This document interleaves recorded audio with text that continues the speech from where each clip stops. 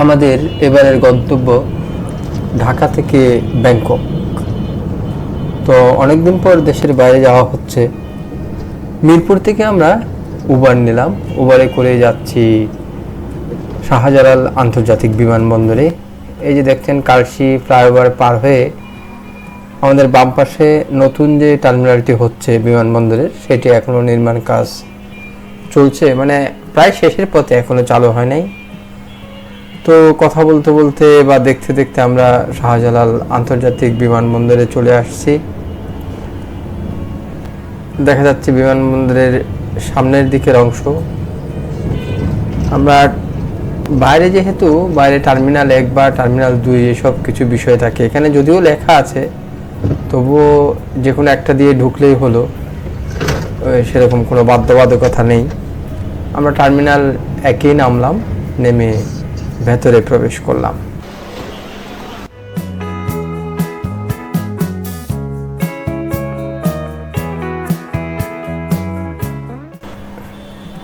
আমরা ব্যাগেজগুলা check in করার পর এবং ইমিগ্রেশন পার হওয়ার পর, যেহেতু এমটিবির ক্রেডিট কার্ড রয়েছে আমার, সে কারণে এমটিবি এয়ার লাউঞ্জে গিয়ে বসলাম।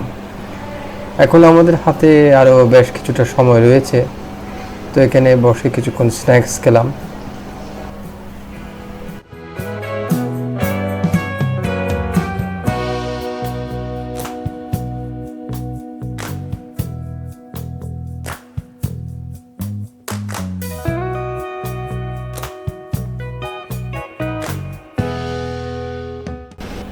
অল্প কিছুক্ষণের মধ্যেই আমরা রানওয়ের পাশ ধরে আমাদের যে নির্দিষ্ট বিমান, বাংলাদেশ বিমানে করে আমরা যাচ্ছি। তো বিমানের দিকে যাচ্ছি, এবং এবার একটা যেটা ভালো লেগেছে, যেহেতু বিমানটা বেশ দূরে, তো সে কারণে মোটামুটি পুরো বেশ একটা চক্কর দেওয়া হচ্ছে। তো এই কারণে রানওয়েতে থেমে থাকা বা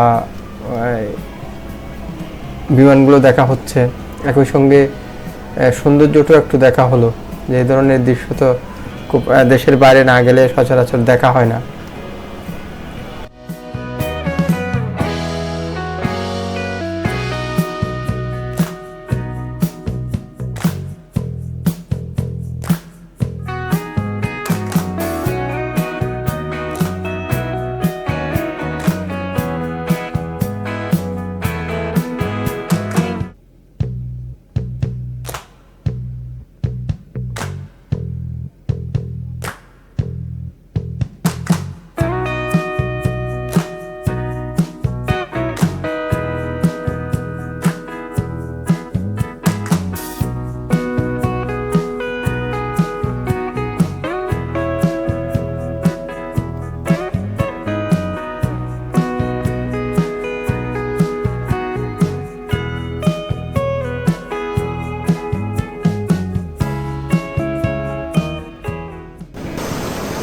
অবশেষে আমরা আমাদের বিমানে উঠছি, এবং আমাদের সঙ্গে আরও অনেকেই রয়েছেন যারাও ব্যাংককের যাত্রী।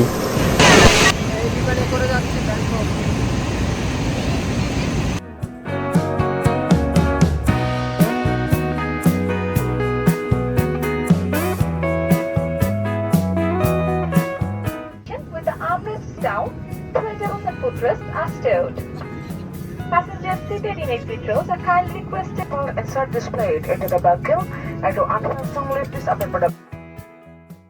বিমানে বসে বসে খাওয়া, ঘুম, আড্ডা, নিজেদের মধ্যে আড্ডা, এবং একই সঙ্গে মেঘের আনাগোনা, সাদা মেঘ, এসব দেখতে দেখতে আমরা প্রায় 2.5 ঘন্টা পর এসে থামলাম থাইল্যান্ডের সুবর্ণভূমি বিমানবন্দরে।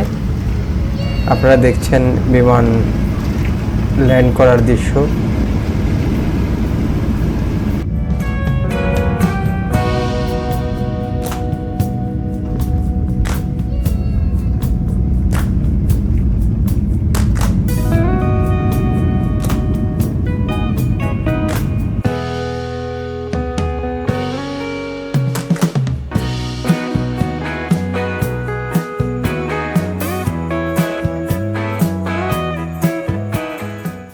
বিমানবন্দর থেকে লাগেজ এবং ইমিগ্রেশন পার হয়ে যেটা প্রথমে করলাম, একটা সিম কিনে নিলাম থাইল্যান্ডের, 500 বাতের মতো লেগেছে। তবে আমি যেটা বলবো যে আর একটু বাইরে এসে যদি কেনা যায় তাহলে সেটা আরও ভালো হয়। আমি আগেভাগেই একটু কিনে ফেলেছি, কারণ আমাদের যে নির্দিষ্ট যাদের মাধ্যমে আমরা হোটেল বা এই গাড়িগুলো বুক করেছি তাদের সাথে যোগাযোগ করার জন্যই আমরা আগেভাগে কিনে ফেলেছি।